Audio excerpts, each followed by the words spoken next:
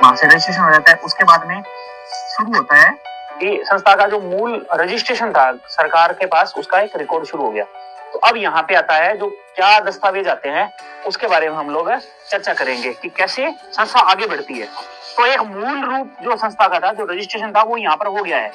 इसके अलावा क्योंकि जब संस्था ने बड़े लेवल पर काम करना होता है तो संस्था के कुछ उसकी योजनाएं होती हैं, जैसे कि हमारी उनके माइंड में होता है कि विजन रखते हैं वो कि हमने कहाँ कहाँ काम करना है। तो सबसे पहले होता है कि संस्था का area of operation, area of operation यानी कि जिसको हिंदी में कहें तो कार्य क्षेत्र। कार्य क्षेत्र क्या है? तो जब कार्य क्षेत्र जितना बड़ा होगा तो उतनी ज्यादा संस्था को दस्तावेजों की मतलब जरूरत रहती भी है। तो इस हमारा जो संस्था का है उद्देश्य, जैसे कि हम आगे भी उसके बारे में चर्चा करेंगे कि इराको कैसे रजिस्टर्ड हुई, इसके बारे में बताएंगे। तो हमारी जो संस्था का है वो संस्था का है इंटरनेशनल। वो नाम में निहित है हमारे कि संस्था इंटरनेशनल लेवल पर काम करना चाहती है, यानी कि भारत और भारत के मित्र देश, इस पर भारत और भारत के मित्र देश। तो यहाँ हमने जब काम करना है तो फिर हमें बहुत अच्छे लेवल पर दस्तावेजों की जरूरत है, क्योंकि उन दस्तावेजों के माध्यम से हम आगे बढ़िया काम कर सकते हैं। तो अब बात करते हैं लीगलिटी की, संस्था के दस्तावेजों की। वो बहुत महत्वपूर्ण है, वो आपके दिमाग में होने चाहिए, क्योंकि जब आप जाएंगे तो आपको बहुत सारे लोग ऐसे मिल जाते हैं जो कहेंगे कि आपके पास क्या क्या लोग दस्तावेज है। हालांकि हमें किसी बहस में या किसी को सफाई देने की जरूरत नहीं है, लेकिन आपके पास होना चाहिए कि आपके पास दस्तावेज क्या है। आज आप जब आप कार खरीदते हैं तो कार का आपके पास बिल होता है। तो अब सरकार ने नियम कर दिया कि जैसे ही आपको आरसी मिलने के बाद ही आप रोड पर ला सकते हैं। तो इसी तरह से संस्था के पास भी बहुत सारे दस्तावेज होते हैं जिनकी मूल रूप से संस्था को आवश्यकता बनती है। तो सबसे पहले होता है जो हमने बताया कि रजिस्ट्रेशन। तो उस रजिस्ट्रेशन यानी कि इसकी डीड या जिसको रजिस्ट्रेशन सर्टिफिकेट इसको बोल देते हैं। तो रजिस्ट्रेशन सर्टिफिकेट सबसे पहले आ गया। उसके बाद संस्था का बनता है पैन कार्ड। पैन कार्ड आप सबने बनाया होगा। एक पैन कार्ड होता है जो इंडिविजुअल होता है, व्यक्तिगत संख्या होती है, और एक पैन कार्ड होता है संस्था का। तो इस पैन कार्ड बनने के बाद में जब ये दोनों चीजें लग करके किसी भी बैंक में आप संस्था का अपना बैंक अकाउंट खुलवा सकते हैं। देखिए बैंक अकाउंट बहुत जरूरी है, क्योंकि जब बैंक अकाउंट होगा तो उसके माध्यम से संस्था को जो डोनेशन, क्योंकि जब संस्था ने समाज सेवा के क्षेत्र में काम करना तो उसको कुछ डोनेशन चाहिए, उसको एक राजस्व रेवेन्यू चाहिए। तो वो रेवेन्यू कहाँ आएगा? और बैंक अकाउंट में। तो यहाँ पर संस्था का एक बैंक अकाउंट खुल जाता है। तो इस बैंक अकाउंट के बाद में संस्था को क्या जरूरत पड़ती है? सबसे पहले जब संस्था ने बड़े लेवल पर काम करना है तो संस्था को रजिस्ट्रेशन करना शुरू करना पड़ता है। तो सब इन दोनों तीनों चीजों के बाद में संस्था एक सेंटर, हमारे पास हमें पता है कि दो प्रकार की सरकारें, एक राज्य सरकार और एक केंद्र सरकार। तो केंद्र सरकार से हमें क्या मिलता है और स्टेट गवर्नमेंट से हमें क्या मिलता है? तो सबसे पहले हम स्टेटमेंट गवर्नमेंट की बात करें तो ये होता है सैन नंबर, संस्था आधार नंबर, ये इसकी फुल फॉर्म है सैन नंबर, जिसका एक लगभग 16-17 डिजिट का हमारा नंबर है, हमारी पीडीएफ में भी वो दिया हुआ है। तो ये क्या करता है? ये स्टेट गवर्नमेंट देती है हमें।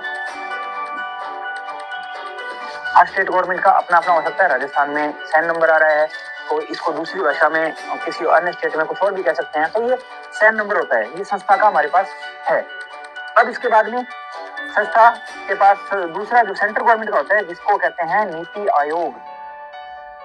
ये एक डिपार्टमेंट है नीति आयोग, मंत्रालय।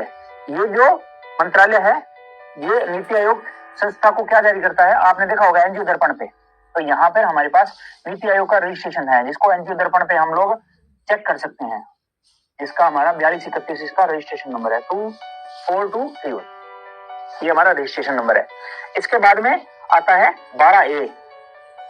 तो साथियों जब संस्था के पास डोनेशन आएगा तो बड़े रूप में आता है, तो संस्था को उस पर टैक्स ना लगे उसके लिए ये संस्था के लिए होता है 12A।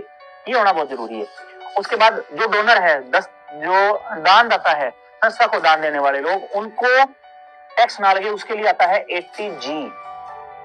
ये बहुत महत्वपूर्ण है, आप लोगों ने इसके बारे में बहुत सुना होगा, क्योंकि इसका फायदा दानदाता को होता है, आम आदमी को होता है। जो भी इसमें डोनेशन देना चाहते हैं उसको वो अमाउंट टैक्स फ्री है। मान लीजिए कोई 5 करोड़ 10 करोड़ या बड़ी अमाउंट दे रहा है, तो वो अमाउंट उसकी टैक्स फ्री हो जाती है, तो यहाँ उसको टैक्स नहीं लगता।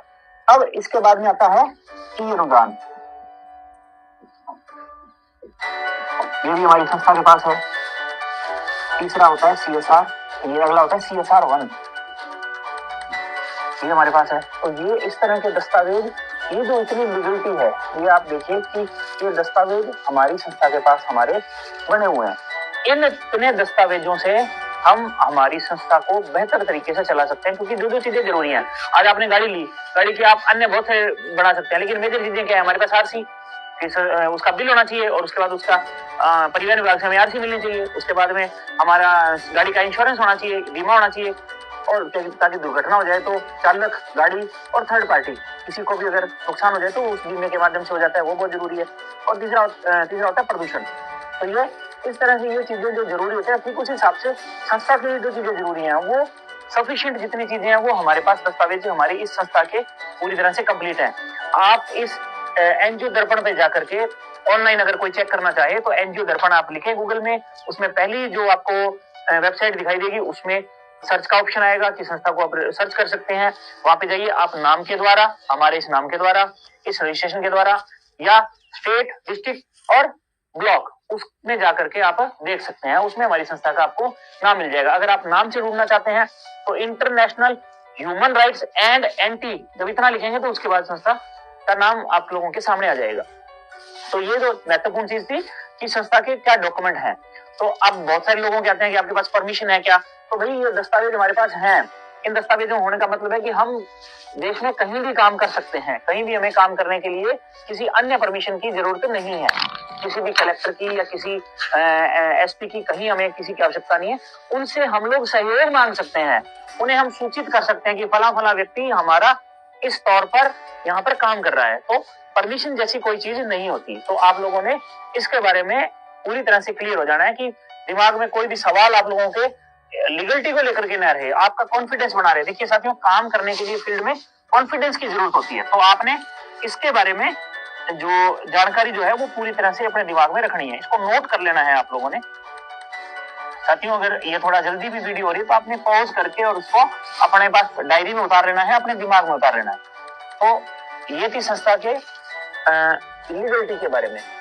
अब जो महत्वपूर्ण चीज जो आ रही है कि संस्था, हमारी जो संस्था है international human rights and anti corruption organisation, इसका मेन पार्ट, उस मेन पार्ट के ऊपर हम लोग एक अलग वीडियो शुरू कर रहे हैं।